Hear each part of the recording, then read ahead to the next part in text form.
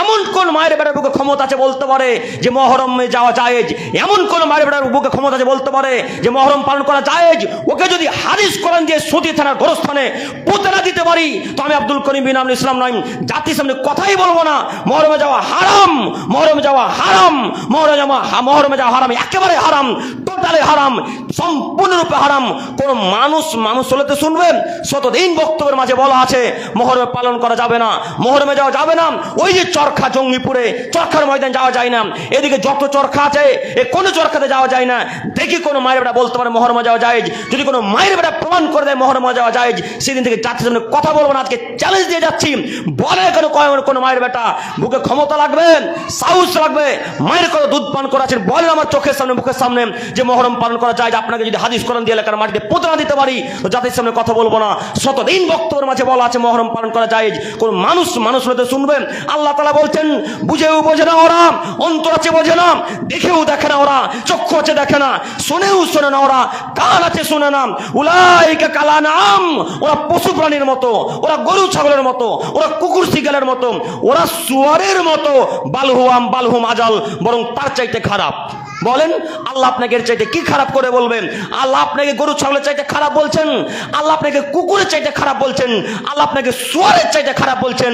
যারা মহরমে যায়, শুনেছে যে মহরমে যাওয়া হারাম, যারা শুনেছে গান বাজনা করা হারাম, যারা শুনেছে মহরম পালন করা হারাম, এরপরেও যারা মহরম পালন করে বা চরখার স্থানে যায়, তারা শুকরের চাইতে খারাপ, তারা গরু ছাগলের চাইতে খারাপ, তারা কুকুরের চাইতে খারাপ, তারা গরু ছাগলের চাইতে খারাপ। কথা আল্লাহ তাআলা বলছেন।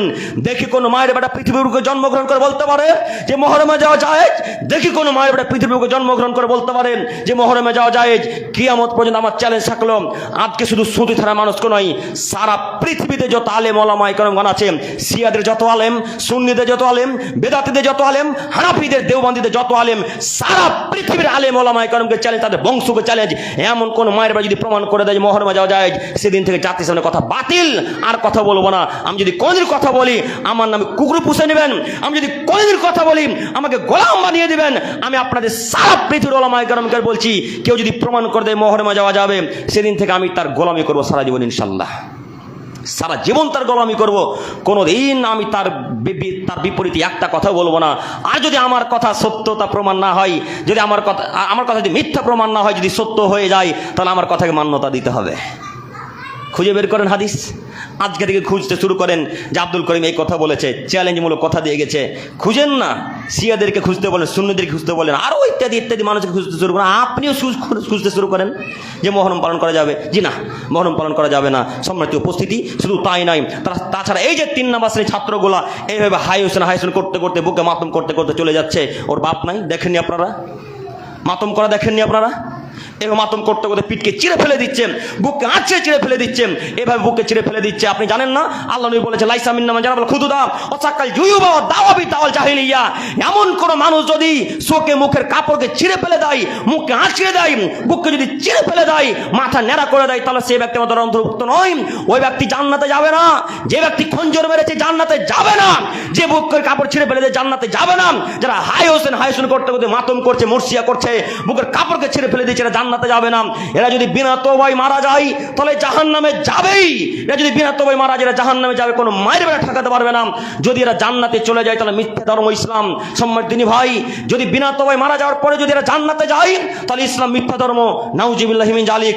ইসলাম মিথ্যা ধর্ম নয়, ইসলাম চূড়ান্ত সত্য ধর্ম। একজনের কথাতে চলে, তার নাম মুহাম্মদ সাল্লাল্লাহু আলাইহি সাল্লাম। তিনি বলেছেন যারা মাতম করে, বুকের কাপড় ছিঁড়ে দেয়, পিঠে যারা খঞ্জর মারে, মাথা যারা শোকে মৃত্যুতে ন্যাড়া করে, তারা আমার দলের অন্তর্ভুক্ত নয়, তারা মুসলিম নয়, তারা মুমিন নয়, তারা মুহাম্মদের উম্মত নয়। আচ্ছা এবার বলেন, মুহাম্মদ সাল্লাল্লাহু আলাইহি ওয়াসাল্লামের উম্মত ব্যতীত কেউ জান্নাত যেতে পারে? জি, মুহাম্মদ সাল্লাল্লাহু আলাইহি ওয়াসাল্লাম যদি কেউ উম্মত না হতে পারে, উম্মতি না হতে পারে, কেউ জান্নাতে যাবে? কেউ জান্নাতে যাবে না। শত শত যুবক খঞ্জর মারে পিঠে, বাধা দিতে পারেন না? ওটা আপনারই ছেলে, আপনি কি দেখাতে চাচ্ছেন? কিসের মানত? কিসের মানত? আপনার নীতি ভুল। আপনাকে আমি অনুরোধ জানাচ্ছি, নীতি পরিবর্তন করেন এবং খঞ্জর মারা বন্ধ করেন। শোকে বুকের কাপড় ছিঁড়ে দিবেন না, পিঠের কাপড় ছিঁড়ে ফেলবেন না, মুখ হাতকে নুচে নিবেন না। অনেক মহিলা দেখবেন বাপ মারা গেলে, ভাই মারা গেলে বুকের কাপড়কে ছিঁড়ে ফেলে দেয়, পিঠের কাপড়কে ছিঁড়ে ফেলে দেয়, মাথা ন্যাড়া করে, বা শোকে মাথা যা খুশি তখন চিৎকার করে কান্নাকাটি করে। আল্লাহ নবী বলছেন যারা চিৎকার করে কান্নাকাটি করে এরা আমার উম্মত নয়। বুখারী মুসলিম। দেখেন এখনই বলেন হাদিস দেখার জন্য প্রস্তুতি গ্রহণ করে আছি। সম্মানিত উপস্থিতি, শুধু